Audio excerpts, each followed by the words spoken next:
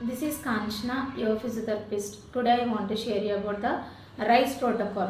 ఈ యొక్క RICE protocol లో మనకి R stands for rest, I stands for ice or icing, C stands for compression, E stands for elevation. Okay, ఈ యొక్క RICE protocol ఏ కండిషన్లో physiotherapy రిలేటెడ్గా యూజ్ చేస్తాము అని అంటే కనుక మజిల్ స్ట్రెయిన్ అయినా లేదంటే లిగమెంట్ స్ట్రెయిన్ అయినా అంటే అక్యూట్ ఇంజరీ దేనికి జరిగినా కానీ మనం ఇక RICE ప్రోటోకాల్ అనేది ఫాలో అవుతాం. సో ఈ RICE ప్రోటోకాల్లో మనం ఫర్ ఎగ్జాంపుల్ నా యాంకిల్ జాయింట్ స్ట్రెయిన్ అయింది అనుకోండి. For example this is my ankle joint. Steps దిగినప్పుడు లేదంటే కనుక వెట్ ఏరియా ఉంది, చూసుకోలేదు, జారింది, నా యాంకిల్ జాయింట్ స్ట్రెయిన్ అయింది. ఫస్ట్ నేను ఏం చేయాలి? మనకి స్ట్రెయిన్ అయినప్పుడు ఏంటంటే పెయిన్ వస్తుంది అండ్ స్వెల్లింగ్ కూడా వస్తుంది. సో నేను ఈ యొక్క బెనకడమే ఏం చేయాలంటే రెస్ట్ అనేది ఇచ్చేయాలి. ఒక అఫెక్ట్ అయిన ఏరియాని రెస్ట్ ఇచ్చాను. రెస్ట్ ఇచ్చిన తర్వాత నేను చేయవలసింది ఏంటంటే కనుక ఐస్ ఆర్ ఐసింగ్. ఒక ఐస్ క్యూబ్ తీసుకుంటాం. ఫర్ ఎగ్జాంపుల్ నా దగ్గర ఉన్న ఇది ఒక ఐస్ క్యూబ్ అనుకోండి.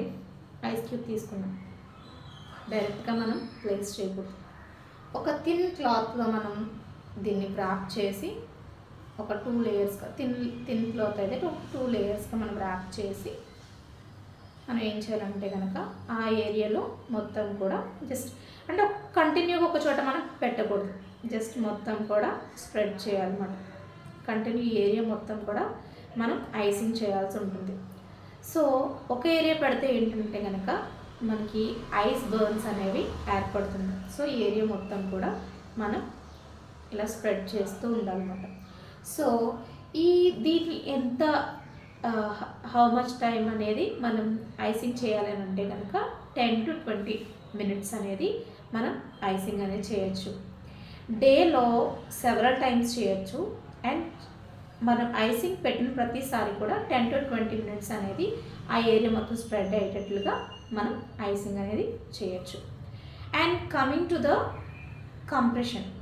కంప్రెషన్ ఎందుకు లేదా కంప్రెషన్ ఎలా చేస్తాము అని అంటే కనుక జస్ట్ మనం ఒక ఎలాస్టిక్ బ్యాండేజ్ ఒక క్రబ్ బ్యాండేజ్ మనకి ఇవి ఫార్మసీలో అవైలబుల్గా ఉంటాయి.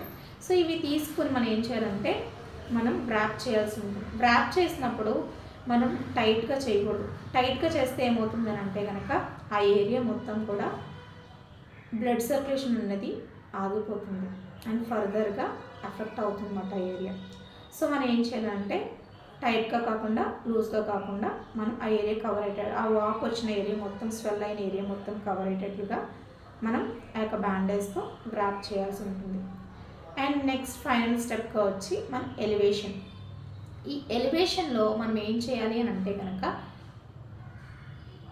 మనం అంటే ఎంత లెవెల్ పెట్టాలి, ఎంత లెవెల్లో ఎలివేట్ చేయాలి మన యొక్క ఎఫెక్టెడ్ ఏరియాని అంటే కనుక హార్ట్ లెవెల్కి జస్ట్ అబోవ్గా మన హార్ట్ లెవెల్కి జస్ట్ అబోవ్గా ప్లేస్ చేయాలంటే పిల్లోస్ యూజ్ చేసి మనం ఎలివేట్ చేయొచ్చు. ఎలివేట్ చేయడం వల్ల యూజ్ ఏంటి, బెనిఫిట్ ఏంటి అని అంటే కనుక ఈ యొక్క ఫ్లూయిడ్ ఏదైతే అక్కడ అక్యుములేట్ అయిపోయి ఉందో ఆ స్వెల్లింగ్లో అదంతా కూడా డ్రైన్ అవుతుంది.